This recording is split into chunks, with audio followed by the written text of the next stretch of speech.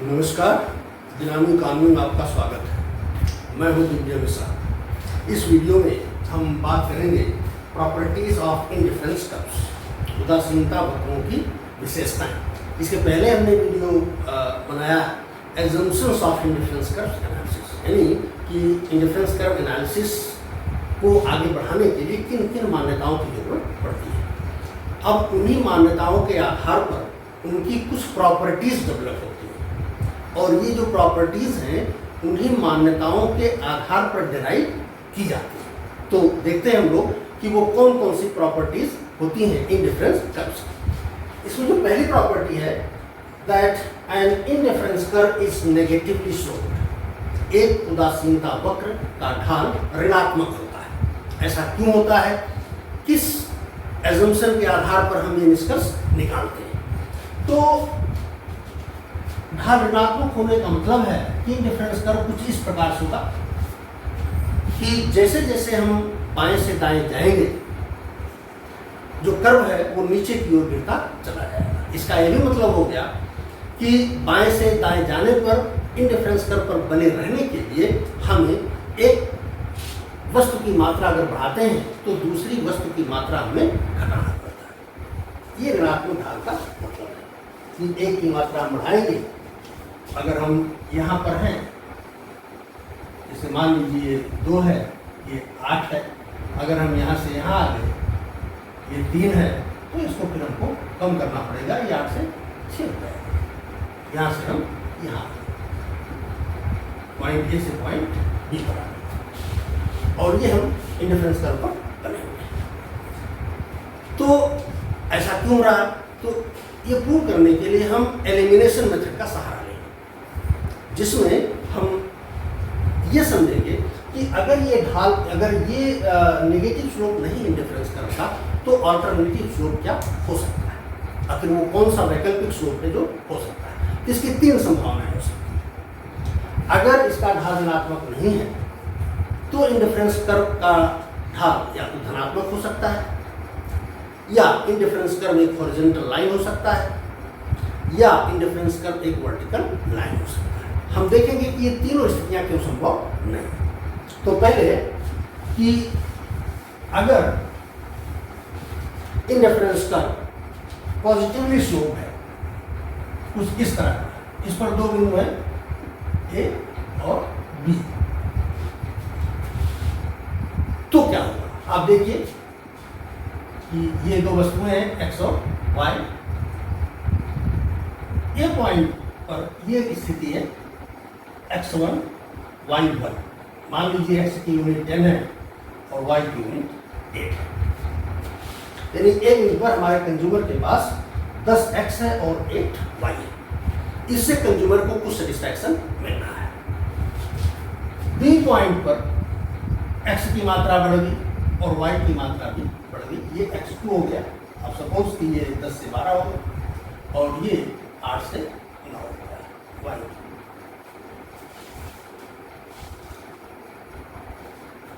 अगर a और b दोनों इंडिफरेंस कर्व पर हैं तो इसका मतलब कि हमारे कंज्यूमर को दोनों ही जो बंडल हैं वस्तुओं के, उनसे समान सेटिस्फैक्शन प्राप्त हो रहा है। लेकिन हमारी नॉन सेटाइटी अजम्पशन क्या कहती है?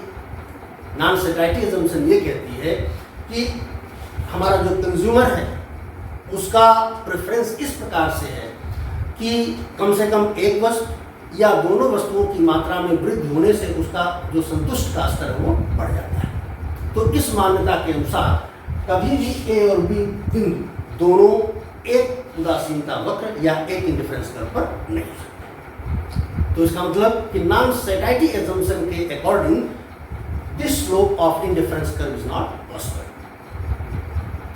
तो अल्टरनेटिव हॉरिजॉन्टल हो जाए, हम हॉरिजॉन्टल देख लेते हैं। ये अगर हॉरिजॉन्टल लाइन हो जाए, ये स्थिति बन जाए x y। मान लीजिए आप इस बिंदु पर हैं ए पर, यहाँ पर x की 2 यूनिट है और y की सपोज आप 4 यूनिट। अगर हम बी बिंदु पर चले जाते हैं, यहाँ पर ये 3 है, ये 4 है, बी बिंदु। यहाँ फिर नॉन सेटाइटी अजम्पशन जो ये कहती है कि हमारे कंज्यूमर को कम से कम एक वस्तु की ज़्यादा मात्रा मिलती है तो उसके संतुष्टि का स्तर बढ़ जाएगा, वो उस कॉम्बिनेशन को प्रेफर करेगा। तो यहाँ फिर वही समस्या आ गई कि इसके अकॉर्डिंग, नॉन सेटाइटी एजम्पशन के अकॉर्डिंग ए और बी दोनों एक उदासीनता वक्र पर नहीं हो सकते। बी जो है निश्चित रूप से ज़्यादा संतुष्टि देने वाले वक्र पर जाएगा। तो ये सही भी नहीं हो सकता, स्लोप भी नहीं हो सकता। तीसरी कंडीशन बिल्कुल इसी तरह से वर्टिकल हो जाए, ये स्थिति बन जाए।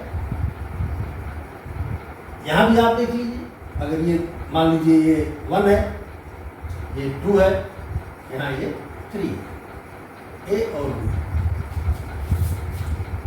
तो नॉन सेटाइटी एजम्पशन के अकॉर्डिंग ही हमारा इंडिफरेंस कर्व जो है ये वर्टिकल लाइन भी नहीं हो सकता। तो अगर नॉन सेटाइटी एजम्पशन को सेटिस्फाई होना है तो हमने तीनों ये पॉसिबिलिटीज रिजेक्ट कर दी। That indifference curve can neither be positively sloped nor horizontal nor vertical. तो बचा क्या? एक ही तो बचा, that indifference curve must be negatively sloped. उदासीनता वक्र को निश्चित रूप से ऋणात्मक ढाल वाला होना चाहिए। तो इस प्रकार का जो हमारा इंडिफरेंस कर्व इस प्रकार का ऋणात्मक ढाल वाला बनता है। ये पहली प्रॉपर्टी जो हमने डिराइव की है नॉन सेटाइटी एजम्पशन से। अब हम दूसरी प्रॉपर्टी पर आते हैं।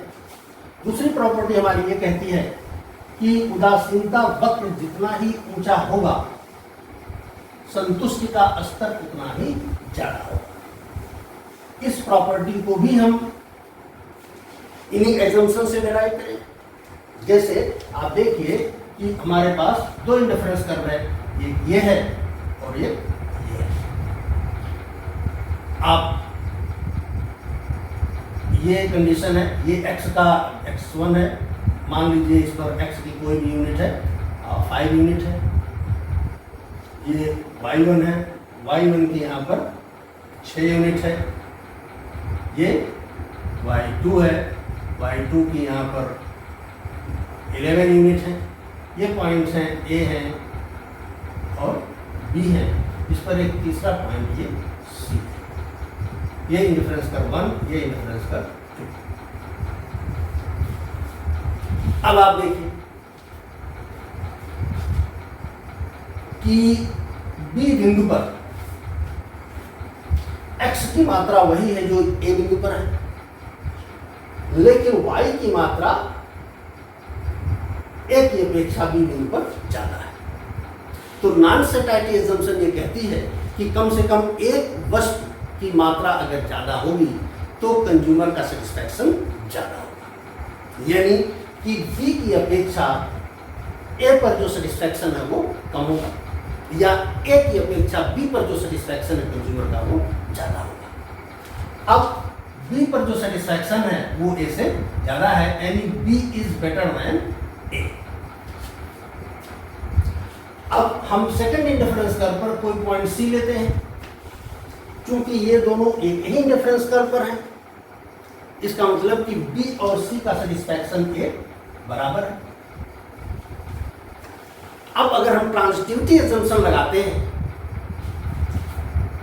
कि B पर सेटिस्फैक्शन A से ज्यादा है, B और C का बराबर है, तो इसका इंप्लीकेशन ये हो जाएगा कि C पर जो सेटिस्फैक्शन है वो भी A से ज्यादा है। तो इस तरह से इस इंडिफरेंस कर्व पर जितने भी कॉम्बिनेशन होंगे उन सब पर जो सेटिस्फैक्शन है कंज्यूमर का वो इस इंडिफरेंस कर्व की अपेक्षा ज्यादा होगा। तो ये जो प्रॉपर्टी हम डिराइव कर रहे हैं, ये प्रॉपर्टी हम डिराइव कर रहे हैं नॉन सेटाइटी एजम्पशन और ट्रांजिटिविटी एजम्पशन के माध्यम से, कि जितना ऊंचा इंडिफरेंस कर्व होगा जो कंज्यूमर का सेटिस्फैक्शन है वह उतना ही ज्यादा होगा। Second property. अब थर्ड पर आते हैं। थर्ड प्रॉपर्टी है कि इंडिफरेंस कर्व ना तो एक दूसरे को टच कर सकते हैं और ना ही एक दूसरे को इंटरसेक्ट कर सकते हैं। ये कैसे होगा? आप देखिए कि अगर ये इंडिफरेंस कर्व, ये दो इंडिफरेंस कर्व हैं, ये एक दूसरे को टच कर दें, इंटरसेक्ट कर दें, ये इंडिफरेंस कर्व 1 है, ये इंडिफरेंस कर्व 2 है। इसी तरह से ये 1 है, ये 2 है। आप देखिए एक पॉइंट ए कॉमन है ए। यहां पर दोनों इंडिफरेंस कर्व पर x और y की मात्रा समान है। इसका मतलब क्या हो गया? इसका मतलब ये हो गया कि अगर ये मान लीजिए 5 है, ये 10 है, तो पॉइंट ए जो है इस इंडिफरेंस कर्व पर भी है और इस इंडिफरेंस कर्व पर भी है। इसका मतलब कि हमारे कंज्यूमर को वस्तुओं के एक ही कॉम्बिनेशन से सेटिस्फैक्शन का 2 स्तर प्राप्त हो रहा है, और ये संभव नहीं है कि एक कॉम्बिनेशन से ही कंज्यूमर को 2 सेटिस्फैक्शन का स्तर प्राप्त हो। इसी तरह से यहां है, अगर ये टच करता है तो यहां भी वही स्थिति बनेगी कि वस्तुओं के एक ही कॉम्बिनेशन से कंज्यूमर को 2 सेटिस्फैक्शन का स्तर प्राप्त हो, क्योंकि ये जो पॉइंट है ये 2 इंडिफरेंस कर्व से बिलोंग कर रहा है। तो ऐसा कभी संभव नहीं है। इसलिए इंडिफरेंस कर्व ना तो एक दूसरे को टच कर सकते हैं और ना ही एक दूसरे को इंटरसेक्ट कर सकते हैं, संभव नहीं है, क्योंकि इसका इंप्लीकेशन होगा कि हमारा जो कंज्यूमर है वो एक प्रकार से इनकंसिस्टेंट है, एक प्रकार से इनकंसिस्टेंट है। क्यों? क्योंकि एक ही कॉम्बिनेशन से उसको 2 सेटिस्फैक्शन प्राप्त होना संभव नहीं। कैसे? आप देखिए, ये पॉइंट है B और ये है C, इसी तरह से यहां भी ये है B और ये है C। आप देखिए कि पॉइंट B पर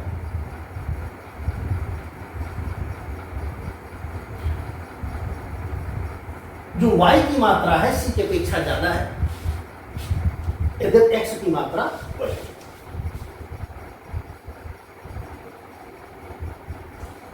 कुछ भी हम यहाँ लिख दें, ये सपोज करें कि ये 5 है, ये 7 है, ये आपका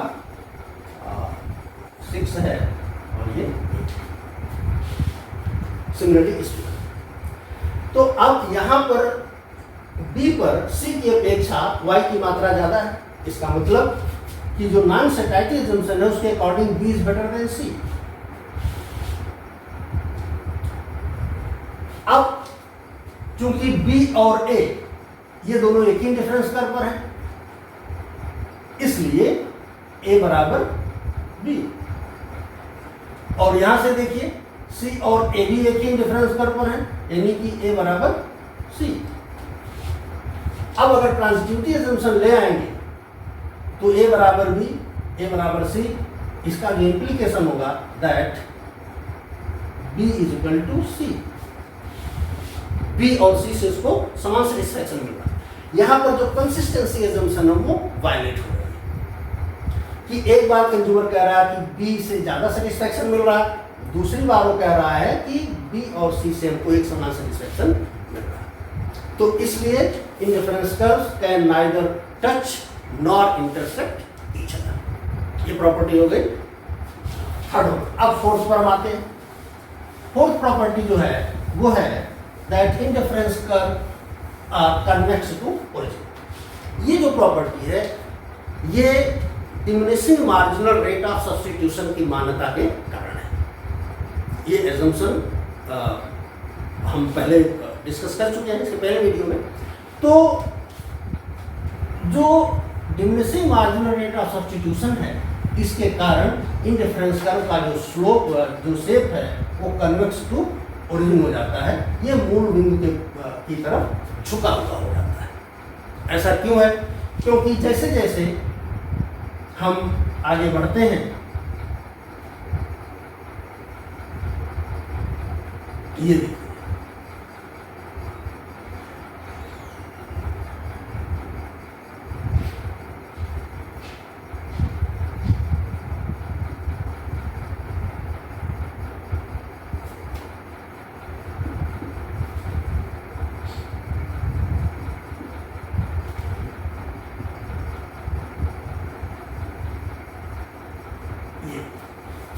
कि जैसे जैसे हम आगे बढ़ रहे हैं जो मार्जिनल रेट ऑफ सब्स्टिट्यूशन है वो घटता चला जा रहा है, और इसके कारण ही ये जो इंडिफरेंस कर्व है ये मूल बिंदु के सापेक्ष कन्वेक्स हो रहा है। यहाँ पर जो मार्जिनल रेट ऑफ सब्स्टिट्यूशन है वो 10 है, यहाँ पर ये 5 है,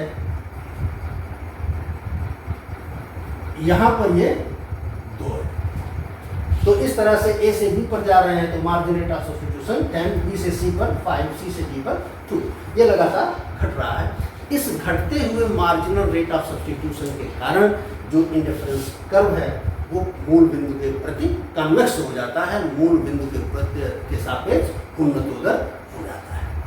तो ये इंडिफरेंस कर्व की जो प्रॉपर्टीज हैं इनका उपयोग हम लोग करते हैं कंज्यूमर इक्विलिब्रियम को डिफाइन करने में।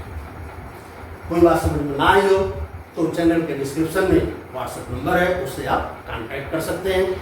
वीडियो पर अपनी राय अवश्य दें, वीडियो को लाइक करें, शेयर करें, सब्सक्राइब करें। वीडियो देखने के लिए आपका